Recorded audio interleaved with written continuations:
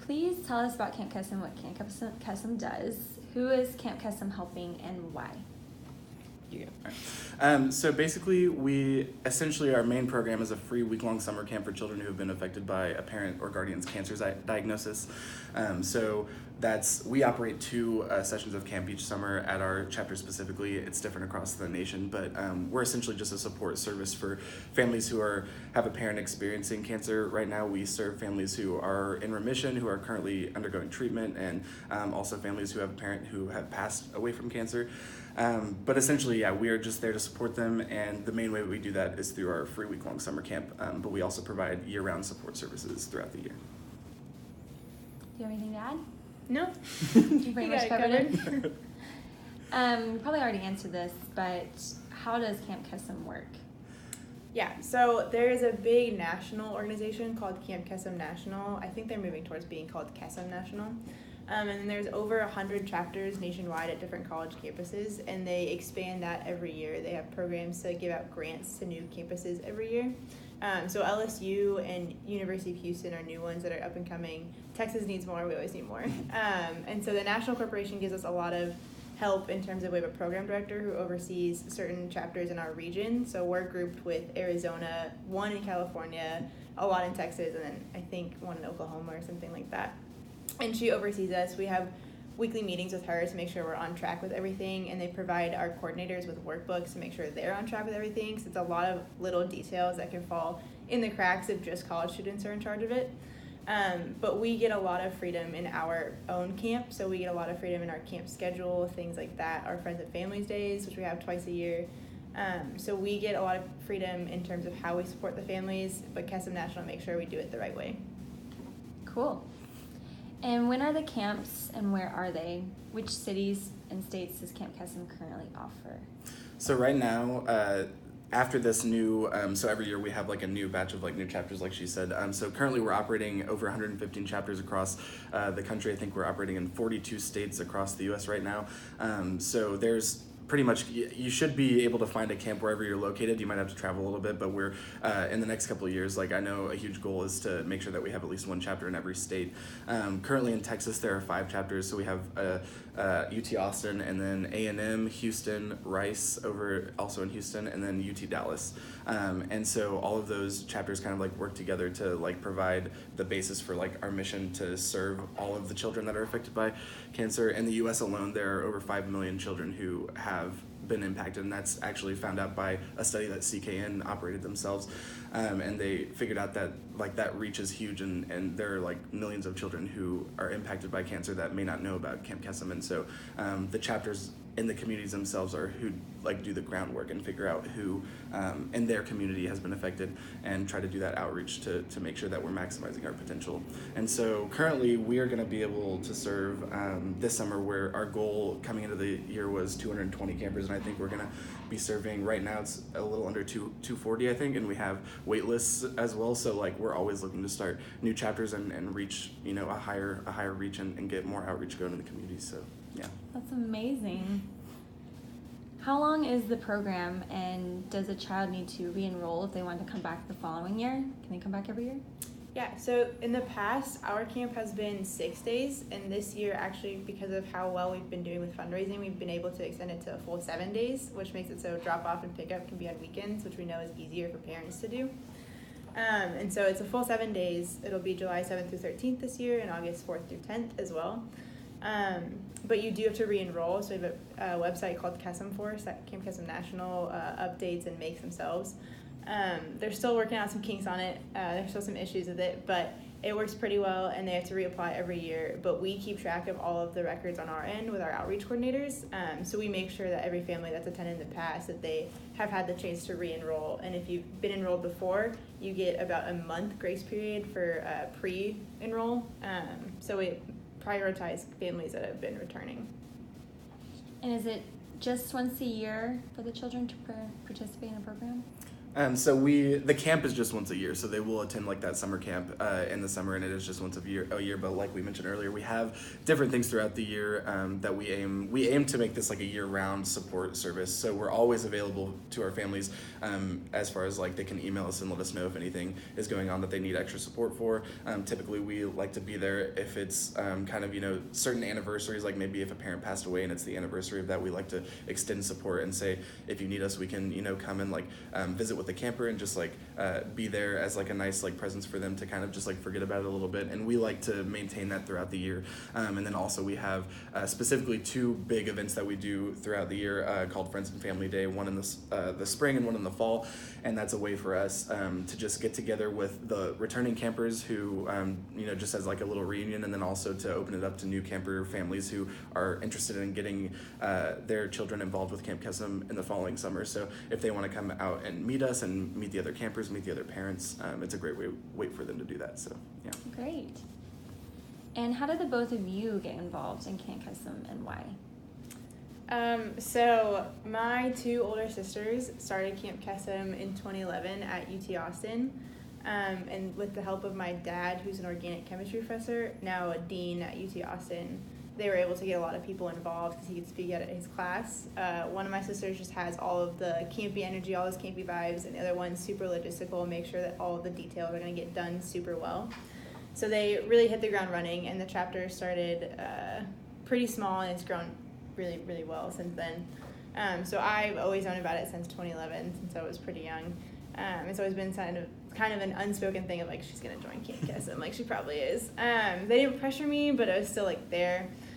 So freshman year, 3.5 years ago, I went to an info session, and they were just the weirdest people in the best ways ever. And so since then I've been hooked and wanted to be as involved as possible.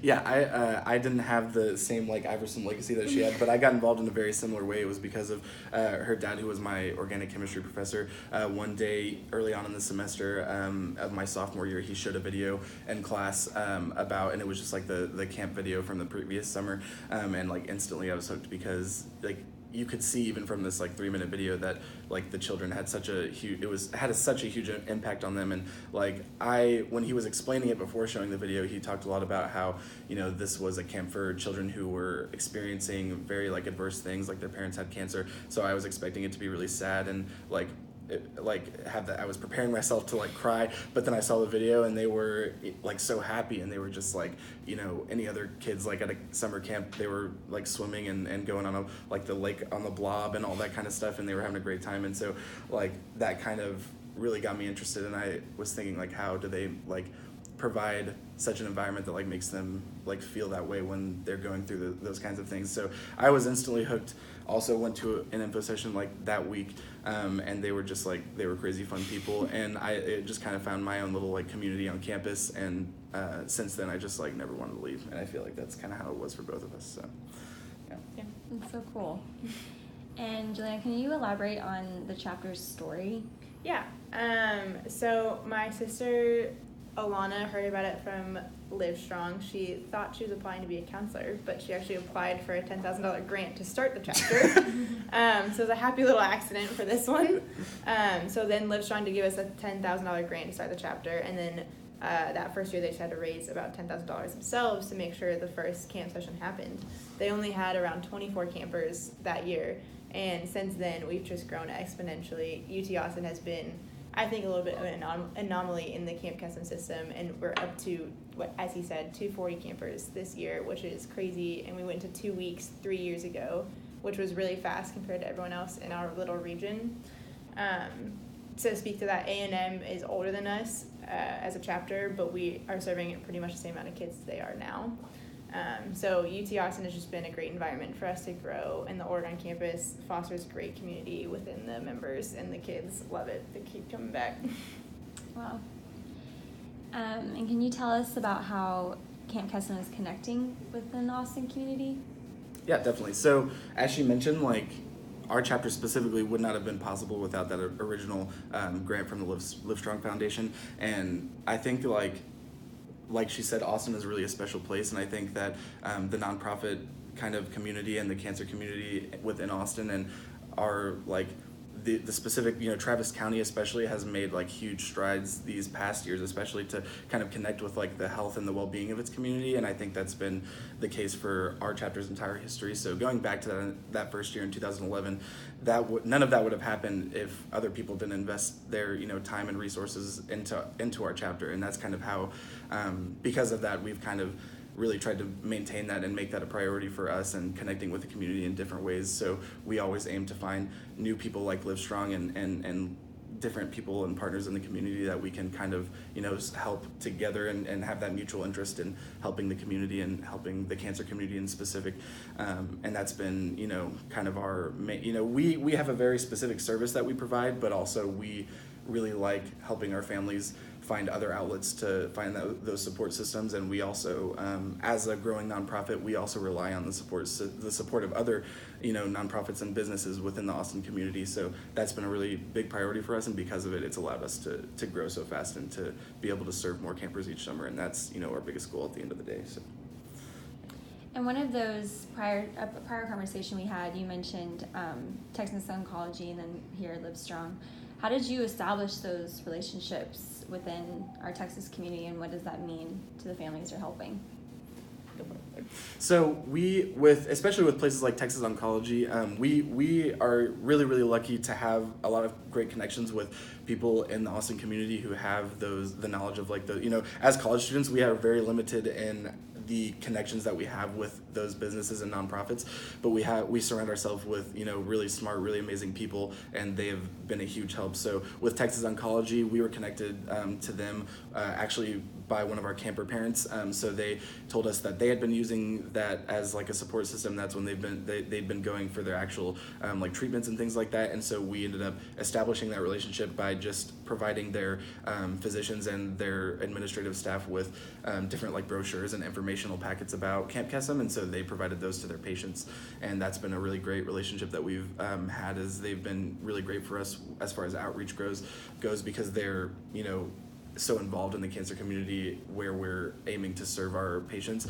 Lately, we've really been trying to focus on making more of a connection with people throughout the community and organizations that are focusing. We want to really open our kind of accessibility and the equity that we have like within our organization as far as the camper families that we serve. We've kind of recognized that it may be difficult, even though our services are completely free to our families, that there are other barriers that are involved in coming to Camp Kesem, transportation, things like that. So currently we're trying to establish more partnerships and relationships with people in the community that are serving, maybe patients from like underserved communities that we haven't been able to reach. And so we're really trying to work on that and getting the potential for everybody to go to Camp Kesem, and not just people who have the means to get there or the means to hear about it, like internet access and things like that. We really want it to be, available to everybody who's experiencing a parent with cancer is our ultimate goal. So. Other than emotional support and a sense of community for the program attendees and their families, what other resources do you believe people affected by cancer need or want? Yeah, that's a great question. From our point of view, we've seen all types of families in all types of situations. We have a big annual fundraiser every year, and we've had families who come and fill a table for us and donate a lot of money to us who clearly aren't super burdened by the financial burden of cancer. But then we have families who are asking us for cash vouchers because they can't make it to the Friends and Family Day. So there's no one size fits all for a resource if it's not purely giving them a community where everyone can understand what similar things are going through in terms of cancer. So we just find trying to be as open as possible and trying to reduce as many barriers to get that community is the best that we can do. Anything to add to that? Just like in general, I think that like a service that a lot of I think that they just need support, like prolonged support, and also what we kind of try to address is like she said, like breaking down those barriers, but also like an open line of communication is really important, because I don't think the only way to really know and to become aware of those kind of like needs that they have, they don't want to burden us and they don't want to burden the people who are providing these services, so usually they're not going to just be outright and tell you what they need. So I think one thing that's really important is like establishing that line of communication and being very open and saying, and like you making the first step to ask what they need and what services that because like she said, every family is different, and nobody's gonna. A lot of people might be uncomfortable with asking for help. So I think it's important to make that ask and say like we're here for you in any ways, because when you have all these things going on as you're getting treated for cancer, as your family is like undergoing these different changes, it's kind of hard to focus on asking for help, and sometimes I think they need other people to kind of do that for them. And so it's even just that simple, basic, making that first ask, I think is really important in establishing that line of communication, making them feel comfortable, making them feel confident that you're there to support them in any way possible, and that it's not a burden to ask for those things, I guess. Yeah. And can you give your best example of the way you've seen Camp Kesem's work make a difference? Yeah, so we have a camper whose Kesem name is Dave. So when you go to Camp Kesem, most chapters, and at ours specifically, you get a new Kesem name. So he's Sharkbait and I'm Toothless. That's what everyone calls us, that you'll be walking down campus and I'm just like, what's up, Sharkbait? No one understands it, but it's great. So her Kesem name is Dave, and she started when she was about, 7 years ago? Yeah. Yeah, she started camp about 7 years ago. She has a younger brother and another younger brother who's way younger. And he couldn't even come to camp the first year because he was so young. She started out, and I don't know, was her dad diagnosed at that point? Originally her dad was, and then eventually more of a cancer. So her dad got diagnosed with cancer, and then unfortunately passed away, and then later on her mother got diagnosed with cancer. So she's had a harder life than most people can imagine. But she talks about Camp Kesem as just this huge light in her life, as something that she always wants to return to. And this year she's actually turning 19 between our sessions, so she gets to serve as a counselor for our second session of camp. And it's the first time that a camper who has grown up with our chapter has been able to serve as a counselor. And she spoke at our annual fundraising gala this year, and she talked all about how she just has this insane desire to give back to this community that gave so much to her. So it's really hard to put what Camp Kesem does for our campers into words. She struggled with it herself, but her need to want to give back to a cause, I think, says it all. And what would you say to someone who's considering Camp Kesem? So we have a lot of avenues for new families to get involved, mainly as Friends and Family Day, and we hear a lot of kind of concerns and things that we get from our new families, and mainly we get like kind of two kinds of concerns, and the first is that the families, the parents themselves are worried about their kid hasn't ever gone to an overnight camp, they haven't been away that long, it's a whole week away from their family, and usually they're pretty tight-knit because of their circumstances, so they always have worries coming in about like giving them up to a group of college students and letting them go and have like a good week, because they know it's going to be fun, but they still have that reservation. And I think we kind of address that by having those Friends and Family Day. I would say what we tell our new families when we first meet them is just kind of like let them talk to other parents who have had kids go to our camp before, and I think it makes them feel better instantly, because they kind of understand that this is like a very special kind of community. It's a very special kind of group of college students that are really just going above and beyond to dedicate, like to set aside an amount of time in their lives when they could be doing other things with studies or like jobs, and it's just because they care. It's because we want these kids to have this great experience, and we want to improve their lives as much as we can. So I would just say try to kind of it's okay to have those feelings and those reservations, and everybody's nervous, especially when it's like an overnight camp that's an away camp, but just come out to Friends and Family Day, meet us, talk to us, email us, look at our website, and establish that communication, and usually you feel a lot better like right away, and by the time the children return from camp, it's a huge difference. They just the parents always talk about how like they feel kind of sad because their kids come back and then they're like, can I just go back to camp, please? Like, is that okay? But and it's a good problem to have, but it's definitely a common thing with our parents to feel that way. Mm-hmm. And also just like the kids themselves, I think everybody experiences homesickness when they come to camp. The kids kind of go in and they're always like kind of nervous. We have our like drop off day in this big pavilion at camp, and we're all just kind of getting to know each other at the same time, and it's like very easy to see like some kids are just very shy and reserved, but then if you like took a picture of this this child at the beginning of the week and the child at the end of the week, like it's a complete difference, and they always want to come back. We actually have like an extremely high return rate. It's 99% of our campers actually return each summer. So it's definitely valid to have those concerns, but just get involved. It's hard to take that first step, but after that it's a lot easier. So yeah. And what else do you think people should know about Camp Kesem? I think that's just Yeah. covered it. I would say like maybe I think we've covered a lot of like what our services do, but I guess one thing we haven't touched on a lot is just that we are like very willing to kind of like make new relationships in the community of Austin, and so if anybody has any like partnerships or any way that they think that they would want to get involved in Camp Kesem, not as a parent or as a camper, like that's totally okay, and we're open to like making those relationships, because that's ultimately how we grow our outreach each year and how we are able to serve new camper families and new campers each summer, is by establishing more connections and letting more people know about Camp Kesem. So any way you want to get involved, we're totally open to meeting new people and talking and making new connections with people in the cancer community, and the community of Central Texas is a very high priority for us. So yeah. Awesome. Well, thanks so much, Brodi and Juliana.